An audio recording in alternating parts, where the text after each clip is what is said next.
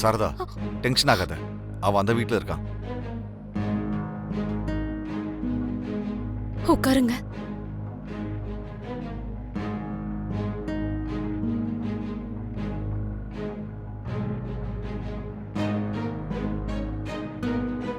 இப்ப உங்க உடம்பு எப்படி இருக்குங்க? பரவாயில்ல, நல்லாதான் இருக்கேன். சாரதா, நான் தற்கொலை பண்ணிக்க முயற்சி பண்ணேன்னு உனக்கு தெரிஞ்சப்போ நீ எவ்வளவு பதறி போயிருப்ப, எவ்வளவு வேதனைப்பட்டிருப்பன்னு என்னால புரிஞ்சுக்க முடியுது. உனக்கு கோபம் கூட வந்திருக்கலாம். அதுக்கு I am so sorry.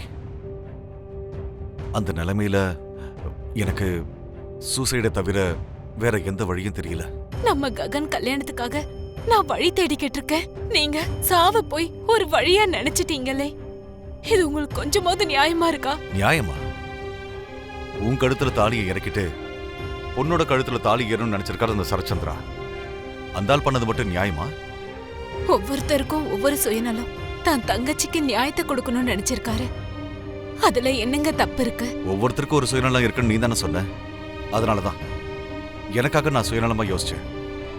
Saradha, இனி அந்த சரச்சந்திரா எப்பவும் உன்கிட்ட விவாகரத்தை பத்தி பேச மாட்டாரு. ஒருவேளை அவர் பேசினார்னா நடந்த விஷயம் எல்லாத்தையும் பூமி கிட்ட சொல்லிடுவேன்னு நான் அவரை மிரட்டி வச்சிருக்கேன். நடந்த மெஹந்தி ஃபங்க்ஷனுக்கு கங்க்ராட்ஸ் தைத்தக்கா மேடம். உங்களுக்கு தான் வளர்ந்து கிட்டவரே. அண்ட் நாளைக்கு நடக்க போற டான்ஸ் காம்படிஷன் ஃபர்ஸ்ட் ரவுண்டுக்கு ஆல் தி பெஸ்ட். தேங்க்யூ. அப்ப நான் போயிட்டு வரவா?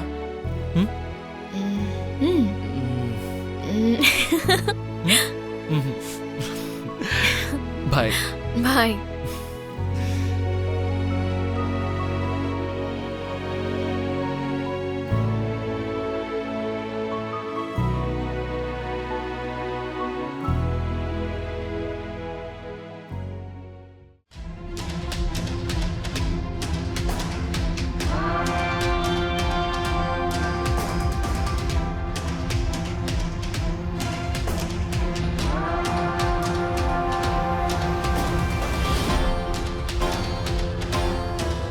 இவரு எங்க போனார்னு தெரியலையே. மீரா, அண்ணி என்ன தேடிட்டு இருக்க?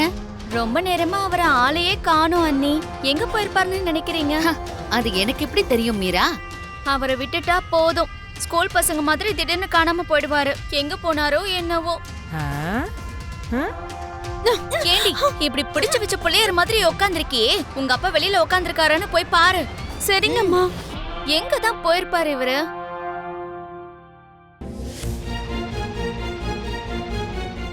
ஆமா சித்தி, நம்ம நட்சத்திராவே ரொம்ப நேரமா ஆளைய காணோம். எங்கதான் போனா இவ? எனக்கும் தெரியலையே எங்க போனாலும் என்னமோ. நான் இந்த மெஹந்திய பாக்குறதுல ரொம்ப பிஸியா இருக்கேன்.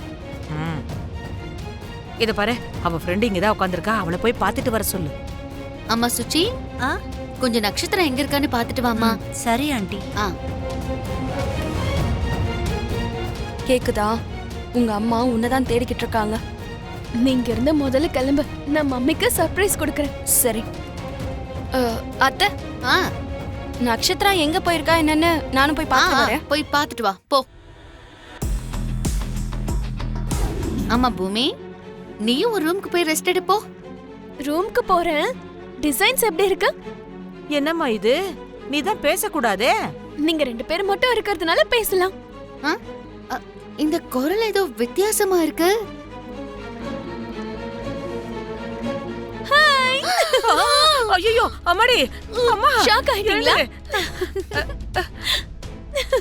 அம்மாடி, என்ன இது? ஐயோ நட்சத்திரா, நீ எதுக்குடி இத வச்சுக்கிட்ட? ஐயோ, மாமாவே எனக்கு கல்யாணம் பண்ணி வைக்கிறேன்னு ப்ராமிஸ் பண்ணிருந்தீங்க. நீங்க உங்க ப்ராமிஸ காப்பாத்திருந்தா இந்த மெகந்தியை எனக்கு தான போட்டு விட்டுருப்பாங்க. அம்மாடி அம்மாடி, அப்படி போட்டுக்க முடியலன்னு தான் நான் இப்படி போட்டுக்கிட்டேன். ஐயோ, உங்க அம்மாவுக்கு நெஞ்சு வலி வர்ற மாதிரி உன் கையில மெஹந்திய நல்லாதாம்மா வச்சிருக்க. போய் கழுவ சொல்லு, கழுவ சொல்லு. சீக்கிரம் ரூமுக்கு வா, இதெல்லாம் கழுவிடணும். நான் கழுவ மாட்டேன். இது செவக்குற வரைக்கும் அப்படியே இருக்கணும். கட்டவளே, இது செவக்காதுடி, உடம்பெல்லாம் எரியும். நீயே கழுவி விடு சித்தி. ஆமா கழுவலாம் அறிவு கட்டவளே வா.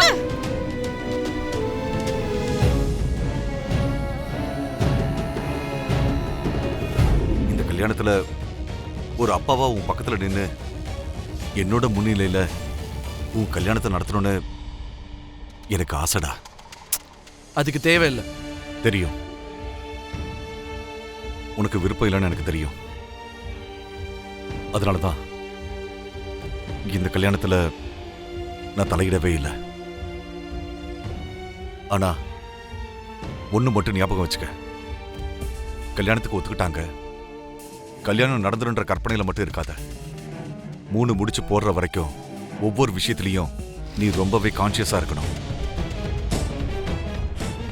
ஏன் சொல்றேன்னா, கல்யாணத்துக்கு ஒத்துக்கிட்டவங்களே கல்யாணத்தை நிறுத்த முயற்சியும் பண்ணுவாங்க. அதை நிறுத்துறதுக்கு காரணம் நீதானே உன் மேலேயே பழி சுமத்தவும் முயற்சி பண்ணுவாங்க. நீங்க சரத் சந்திரா அப்ரூவாவை பத்தி தான் சொல்றீங்கன்னு எனக்கு நல்லாவே புரியுது. அவங்க கல்யாணம் பண்ணி வைக்க ஒத்துக்கிட்டாங்கன்னு உடனே நான் ஒன்னும் கிராண்டா பண்ணி வைப்பாங்கன்ற நம்பிக்கையிலலாம் ஒன்றும் இல்லை. நானும் எச்சரிக்கையோடு தான் இருக்கேன். இதெல்லாம் என்கிட்ட சொல்லி தேவையில்லாம டைம் வேஸ்ட் பண்ண வேண்டாம். உண்மையை சொல்லுனா ஒரு ஆம்பளையா இதை விட பெரிய அதிர்ச்சியெல்லாம் நான் என்னோட சின்ன வயசுலயே பார்த்துட்டேன்.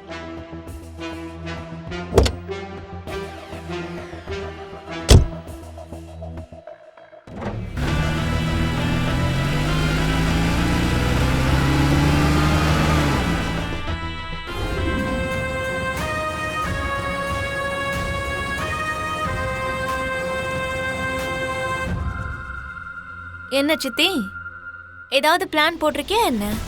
அப்படியே பாசத்தை பொழிஞ்சு தள்ளுற. ஏதாவது பிளான் போட்டா உங்க அப்பா சும்மா விட்டுருவாரா என்ன? விருப்பம் இல்லைனாலும் பாசத்தை கஷ்டமா காட்டிதானே ஆகணும். அதிகமா காட்டிராத சித்தி, எங்க அப்பாவுக்கு சந்தேகம் வந்துட போகுது.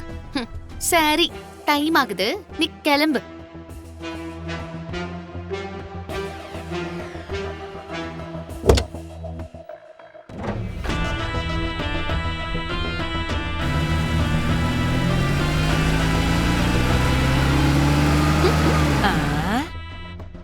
அவ போறத பார்த்து வருத்தப்படாம நீ ஏமா இப்படி சிரிச்சிட்டு இருக்க?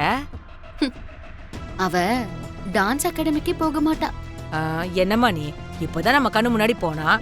அவ போனா, ஆனா அந்த கார் அகாடமிக்கு போகாது. என்னம்மா சொல்ற? ஏன் சொல்றேன்னா, அந்த கார் டிரைவர் நம்ம ரெகுலர் டிரைவர் கிடையாது. நான் ஸ்பெஷலா அரேஞ்ச் பண்ணிருக்கிற டிரைவர்.